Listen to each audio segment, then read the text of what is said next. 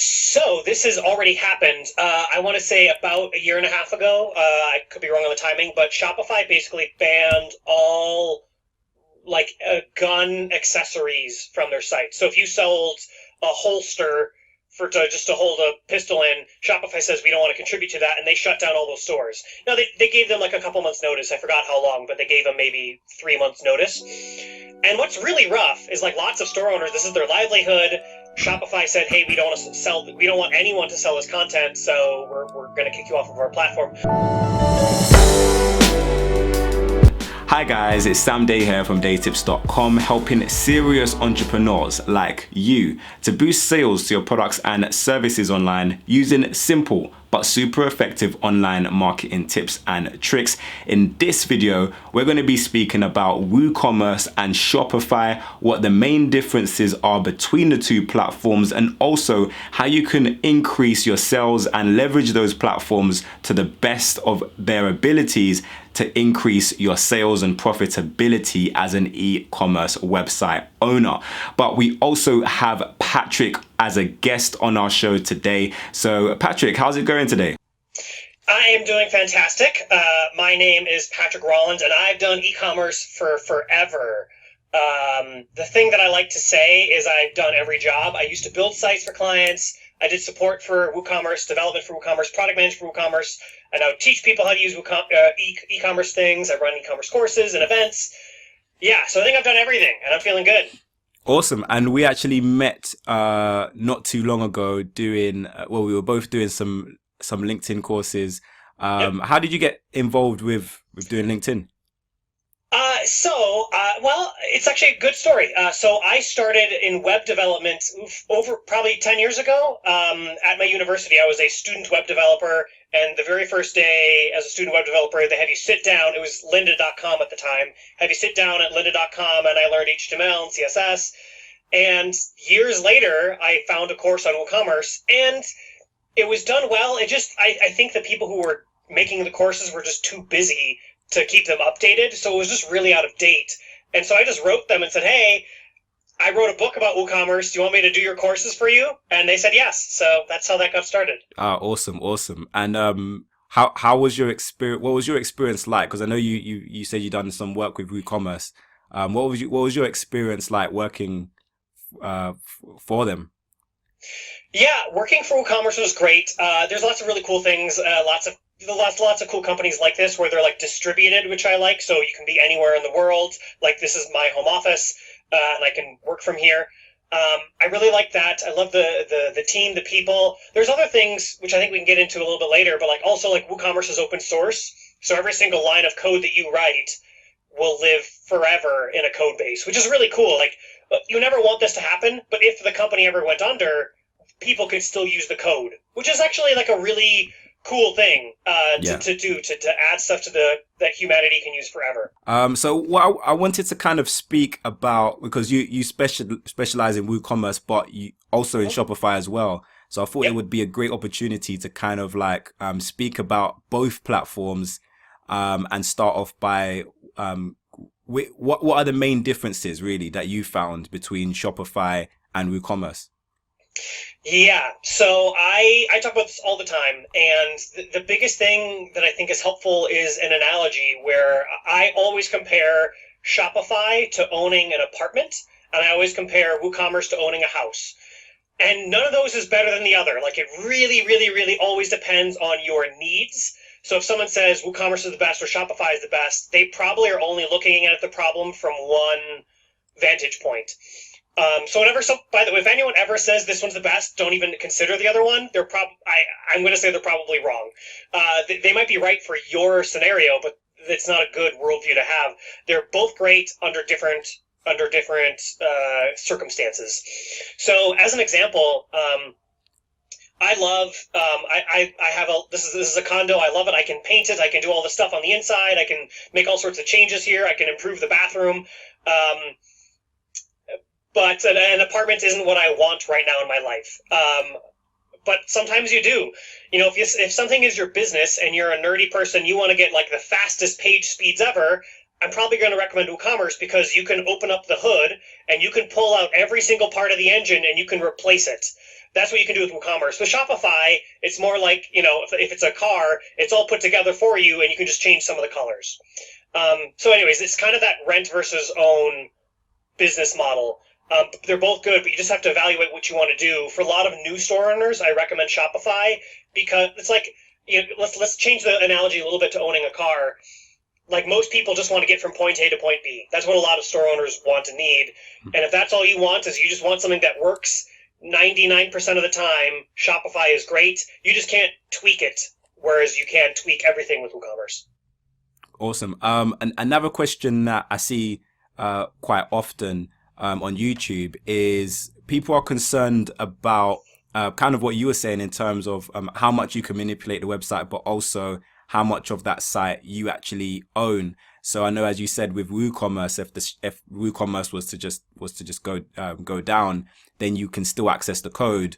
What about with Shopify? If I have maybe built up a couple of years, kind of, having a Shopify website, and I want to transition, or if Shopify shut me down for whatever reason, what's my best solution for that?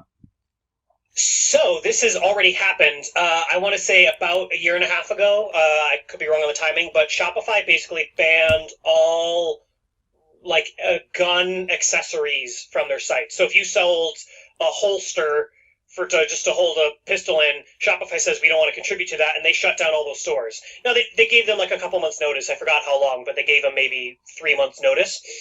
And what's really rough is, like, lots of store owners, this is their livelihood. Shopify said, hey, we don't want anyone to sell this content, so we're going to kick you off of our platform. The good news is you can take all of your content, you can take all of your product photos, all of the product descriptions, you can export all that data very easily. The downside is, like, you kind of have to rebuild your site very quickly and get all your order data, and it's just in the e-commerce world, we call this replatforming, and replatforming is a beast. Oh boy, I don't have it in front of me. I actually have a little graphic for this when I do this in a presentation. But when you start an e-commerce website, it's kind of, I have a prop. When you start an e-commerce website, it's like a very simple, like, point A goes to point B.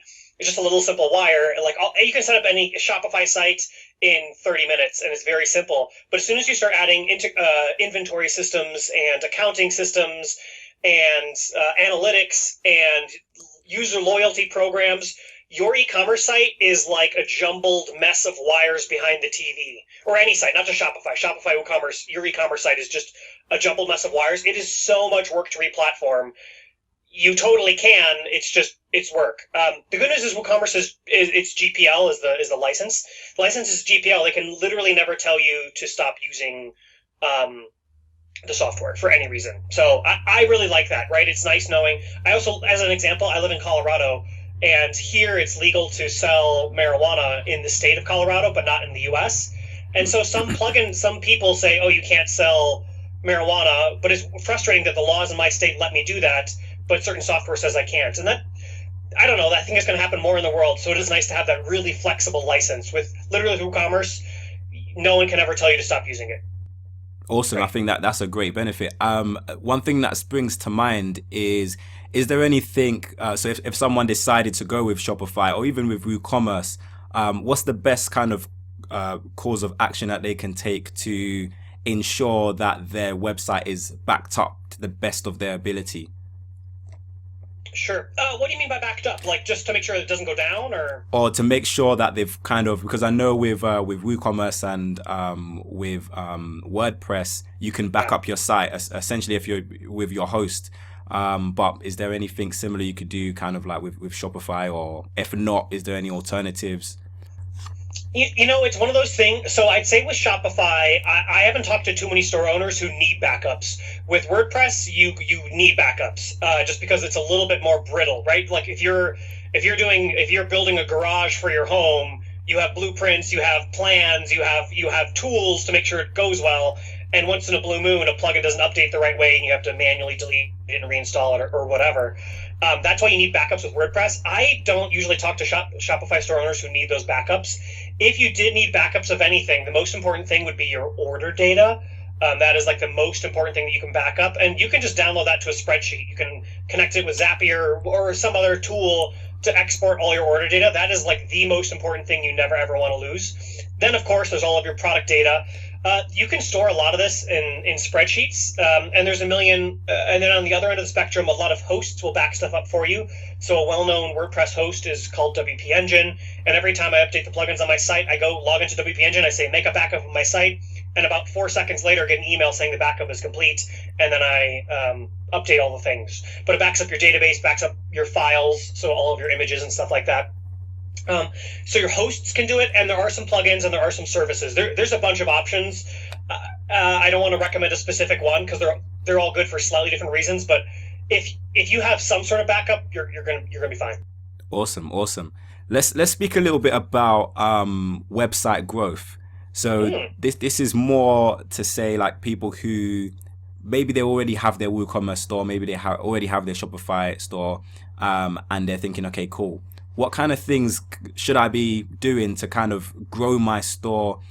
Maybe even if it's to do with maybe marketing tips, or even things, some of the fundamental things like customer service and so on and so forth. Yeah. Okay, so there's 3 ways to make money online. Number 1 is to get more customers or to get repeat customers, so just to get literally more sales. Number 2 is to, for every visitor on your site, you increase the conversion rate so that a higher percentage of them buys. And number 3 is to get them to buy more stuff per order. So get more customers, increase the chance a visitor will turn into a customer, or sorry, I should say get more visitors, increase the chance a visitor turns into a customer, or increase average order per value, or AOV, average order volume. There we go. All of those work. The first one and the last one, in getting more visitors, is probably one of the best things you should do when you're getting started. If you have less than 1,000 customers, just keep doubling, just get more customers, get more customers, get more customers, get more customers. And there is something about, right, you want to have like a newsletter so you can keep those people coming back. There are some things you should do there, but you really, really, really want to focus on marketing because you need a lot of data and you need a lot of orders so you can actually measure conversion rate optimization. That's the second one. If you can take some guesses about why people aren't converting on your website. As an example, I recently set up a Shopify site for a board game I make called, the site's laidback.games, where I sell a silly game about stealing fries. And I noticed a friend of mine ordered the game, and it came through in the email, and I noticed shipping. For whatever reason, I set up shipping wrong, and it was $9. And it should probably be like $5.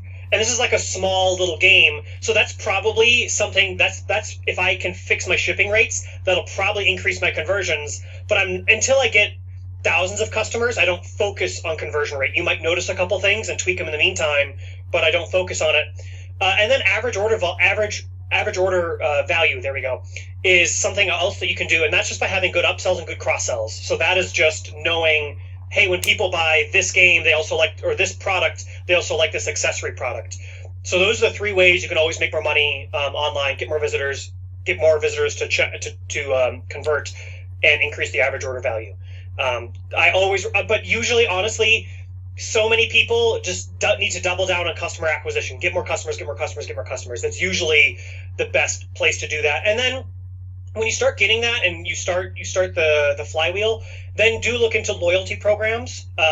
Hey, when you buy from me, you get 100 points, and after 1,000 points, you get this free item or stuff like that. It is helpful. It definitely keeps people coming back. And that, by the way, is one of the best reasons for people to buy on your site instead of, a site like Amazon.com. So if you want to make people your customers exclusively, then loyalty programs are really, really great. Awesome. Okay, so I want to kind of break this down even further. So you said the 3 main ways of kind of pushing your website is getting visitors, increasing conversions from your current visitors, and also increasing the amount that people spend when they're on your website. Mm-hmm. If we start with visitors, so essentially, if I've got a WooCommerce store or a Shopify store, what are some of the ways that you're seeing people are kind of successfully driving visitors to their website? So this is going to vary totally by audience, or totally by industry, I should say, right? So when you're doing a clothing subscription store, that is totally different than I make silly board games as a hobby. So just as an example, in the board game world, influencer marketing is one of the best ways to get people to your site. Specifically, board game reviewers, because there's so many games that come out, people can't buy them all. It's impossible. There's thousands of new ones that come out every year. So board game reviewers are sort of they're the people that say, get this one, don't get this one. So if you wanted to get more customers in the board game world, I would just ship one review copy to 100 reviewers, and I would probably see a pretty big increase in conversions or in visitors. That's one of the best ways in my industry for my little side project. But it will totally depend on what you're doing. Like Instagram is still really great. Facebook ads can still work, right? The one thing with Facebook ads, I tried this with my store. I just sell it. My product is too cheap. It's $15. So for me to get leads, and then I put them into a newsletter, and then I send them some information about my product, and then a week later I pitch them on my product. Well, there's a whole funnel. It's just not enough. But if you sell more expensive products, Facebook ads and having a more complex set of funnels and videos and content might work for you. It really is going to depend on the industry, though. This is, if I can say, the easiest thing to do is to get more visitors to your site. The hardest thing to actually implement is to get visitors to your site. That's getting people's attention online is the biggest struggle that everyone has right now. Yeah, and I guess it's a balance between getting visitors and getting the right kind of visitors to your website as well. Yes. It is all about getting the right type of people. You don't want to have a marketing message that's so broad that no one actually follows through. Exactly. Cool. So let's speak a little bit about, I know you spoke about having the loyalty program, which could potentially, get your customers coming back and potentially buying from you rather than some of the bigger competitors out there. Are there any other ways that we can potentially kind of retain some of the customers that we've worked so hard to get? Yeah, we've all worked really, really hard to get these customers. So always have a newsletter, right? That's pretty easy. In Shopify WooCommerce is usually checkbox, add to newsletter. Great. Beyond that, there's a couple. Do you know what? I don't know if anyone's talked about. Oh boy, I'm going to get this wrong. Discount ladders are? No. Great. So this works for industries where you buy things a couple times a year. If you work in an industry where you buy a refrigerator every 5 years, this strategy probably won't work for you. But for everyone else, discount ladders are where you, hey, I see I have 10 games in my catalog. You bought one game 3 months ago. Hey, I haven't seen you bought a new game or a new article of clothing or a new coffee cup or a new whatever in the last 3 months. Here's 10% off. You wait another maybe 2 weeks or 4 weeks or 6 weeks. It depends. There's some math you can figure out to see what's best for you. Let's say you wait another month and you say, hey, you still haven't bought a new game. Did you see games X, Y, and Z? Now it's 20% off. And then you wait another month. And if they still don't buy, hey, I see you haven't bought a game in 3 months. Here's games A, B, and C, and here's 30% off. So discount ladders are a way to get people to buy consistently from you. With some very smart triggers. So I'm going to give you some fun terminology here. If you immediately give people a 30% off, some people don't need that. They only needed 10% off. They just needed the slightest little kick in the pants, just the slightest little boop, and then they're good to go. They're ready to buy from you again. Other people do need that huge discount. If you give everyone the huge discount, that's called a subsidy cost. You want to avoid subsidy costs, which is where you pay for something that they would have bought from you otherwise, basically. So that's what discount ladders are really good at. You do need good email marketing software for this, where they will have it all automated. And then you can put people, you can either have tags, you can have groups. As soon as someone buys from you, they should automatically be removed from a certain group. And if they've been in a group for too long, they move on to the next group. So there's a whole thing here. But if you can look up, just Google discount ladders, you'll see some pretty good strategies just to keep people coming back consistently. But again, it only works for products where people buy from you every 3 months or 6 months. It doesn't work if people buy from you every 4 years. Yeah. No, I haven't heard of the discount ladders, so I'm definitely gonna do some research into that as well. Okay, so conversions, quite quickly. I know you spoke about it's quite easy to kind of look at at the activities that your visitors and customers are kind of having on your website and making tweaks there. But do you use any kind of automation tools or softwares, or do you recommend any for either WooCommerce or Shopify owners that can help with kind of conversion tracking, or do you kind of mainly just do it manually? Yeah. So first of all, conversion rate tracking is done automatically in Google Analytics. Just the one thing you just need to make sure that you do with both either WooCommerce and Shopify is turn on eCommerce tracking in Google Analytics, and then make sure it's turned on in your Google Analytics plugin for WordPress. And Shopify, I think, does that automatically. But just make sure it's turned on in Google Analytics and in your e-commerce platform, and then it'll track every single e-commerce sale. It tracks how much it was sold for and all that jazz. And then it'll automatically figure out your conversion rate. So in terms of conversion rate, the tracking is there. The hard thing is knowing why people checked out and why they didn't. I like a particular tool called Hotjar. It's free. And what it does is it records people's screens, and so it knows how big, so it'll show you, if it's a cell phone, it'll show you the screen this big. If it's a iPad this big, desktop this big, it knows all that. It'll show you what they're actually seeing, and it shows you where they're, so you can, I'm going to highlight this for you, so you can see where they're clicking on the page, and then when they're, scrolling, and you can see when they, I think even when they zoom and when they highlight things with their cursor, you can see all this stuff. What I'd recommend, go into Hotjar, record 100 videos. That's the default. There's a videos. Record 100, and then set aside 3 hours and watch all 100 visitors. That's not 100 conversions. Watch 100 visitors and see what they do. And you will be amazed at how quickly people leave, how quickly people come. I did this for a landing page for one of my games, and people signed up in seconds. I didn't need... that was literally in 3 seconds. I'm like, how did you didn't even read the headline. 3 seconds of people are signing up. And I realized that certain things, in this case, it was a very silly game about stealing French fries. It's very adorable.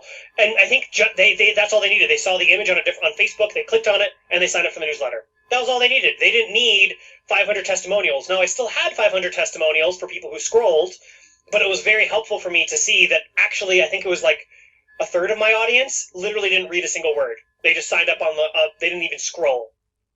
So Hotjar will let you see, and you can see how many people scroll. You can see when they sign up, and then I saw how many people shared the contest or shared the landing page after signing up, and I made a couple changes, and then I saw that more people shared. So I just want to clarify here, you need at least 100 data points. So set up all this tracking. Hotjar will email you when it's done, and then you can do a couple things. I think I delete sessions less than 3 seconds automatically because those just don't provide any value.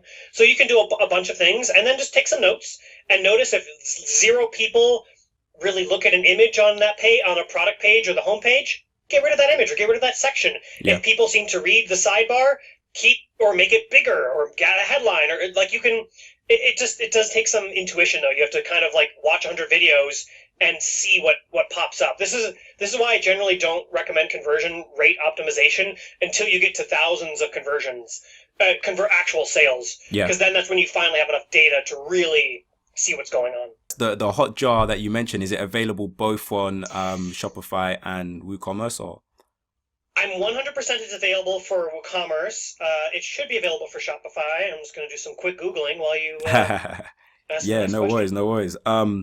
My next question was literally going to be the last point that you mentioned about the average order volume, and specifically what people can do to kind of make people leave with more, basically, essentially. How do they make their website kind of I speak about it as when we walk into a supermarket and we're going in there for a pint of milk, but then we end up leaving with so many different things because of the way in which the supermarket has just been kind of tailored to make us want to buy, impulse buy certain things. So how can we do that? What kind of things can we do to, increase the average order value? Yeah. So very quickly on Hotjar, there is an unofficial app, but it looks looking at the reviews, it's got a 4.5 rating. So I think it should work. There's a Hotjar app on the Shopify App Store. As for average order value, so the 2 biggest things are having some good upsells and cross sells. Now, if you have 10 products, you can do this manually, and it's very easy to know this product will likely go with this one. And let me just define these terms. Upsells are when you encourage someone to buy a higher value, a higher version of the same item. So as an example, I have a game that's a 2-player game, and then I have the exact same game but with twice as many tokens, and it plays 2 to 4 players. So that's the exact same product. I just have a couple extra tokens, and it costs an extra $5. So that is an upsell. A cross-sell is a different product. So that would be like, hey, you just bought a bike. Now do you want this safety rack, not a safety rack, like a carrying rack for all the store stuff on the back of your bike? That's a cross-sell. So having good upsells and cross-sells is hugely important. If you have hundreds or thousands of products, that gets kind of overwhelming, right? There's a lot of stuff to do. And both WooCommerce and Shopify have smart defaults. They will we'll look in a related category and pull this item out. There is a little bit of intelligence there. I would recommend a service. These services will look at all of your orders, and they'll go, wow, people. So there was a study years ago. Do you know what the two most common items purchased are in a shopping store, like a grocery store? What are those? Beer and baby diapers. Wow. And you would never think that those go together. Yeah. But people finally studied it, and they said, the two items that are most often purchased together in the highest quantities, it's because people are driving home from work, like, hey, you know what, I got to pick up diapers for the kid, and you know what, I want a couple beers. And you would never know that. You would never know that that's what you should recommend on your product page.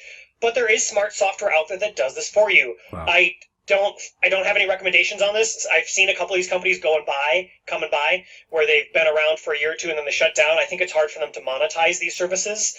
But they can look at all your order data and figure out which products always get purchased with which other products. And I know for WooCommerce, there's an official one on WooCommerce.com.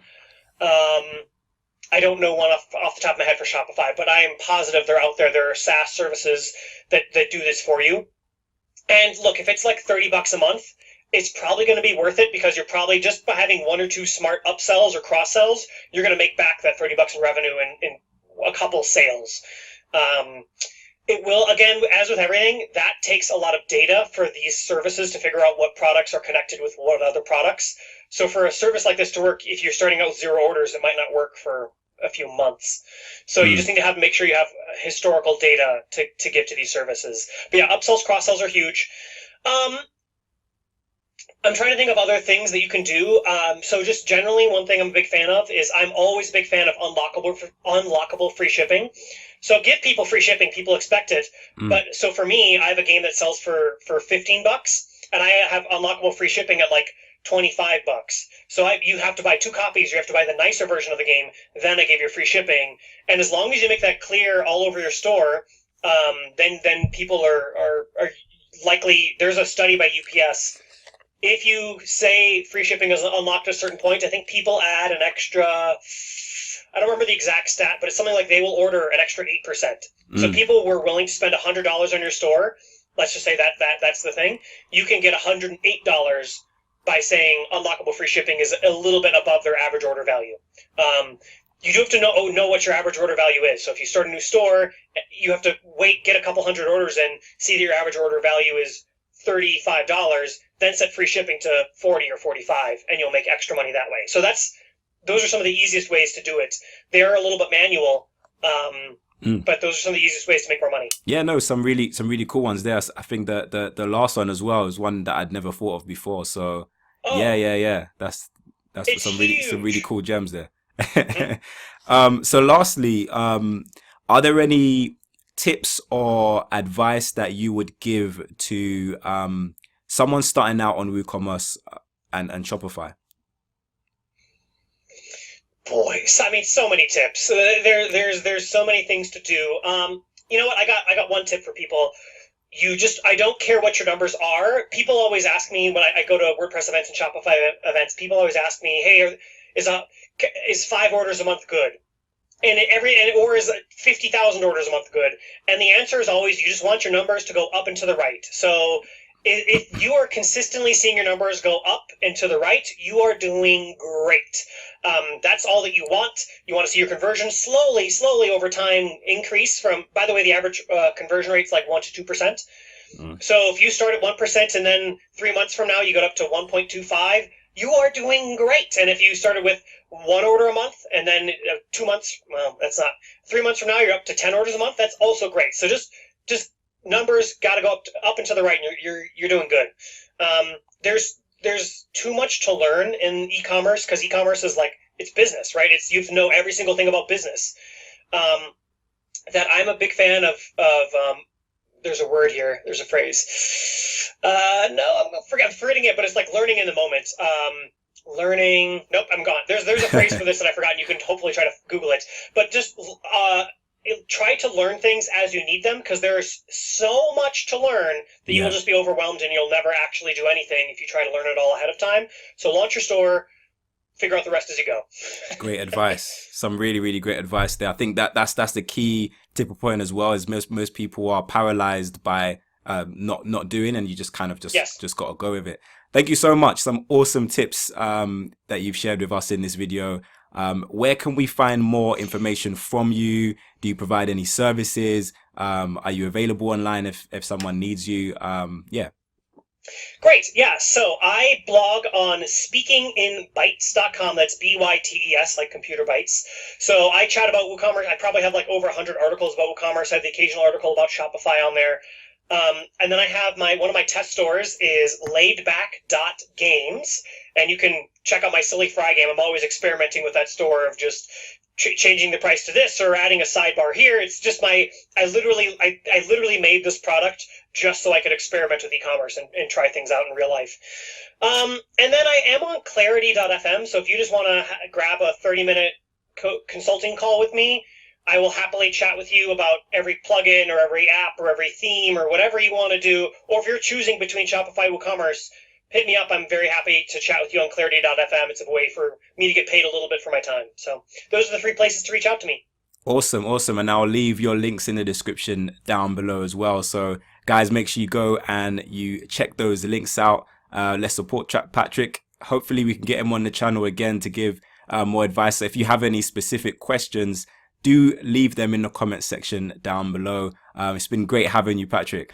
But I really do hope that this interview brought you guys some value and that you can get something from it. Again, I'll be leaving the links that Patrick has mentioned in the description down below. So make sure you go and check those out and see where else you can get additional value from him online. I also have the formula, which is completely free. I'll leave a copy of it somewhere on this screen and in the description down below. That's the formula to generating leads and sales online. But if you want more videos like this, where I'm going to be sharing tips, tricks, and tutorials on how you can market your e-commerce website online more effectively, make sure you subscribe to this channel, and I look forward to seeing you in another video. But if this video helped you out, then please click the like button down below and make sure you share this video with a friend. If you have any additional questions or comments, then leave them for me in the comment section. But until next time, watch some of my other great videos. Make sure you subscribe to this channel for more awesome business related content.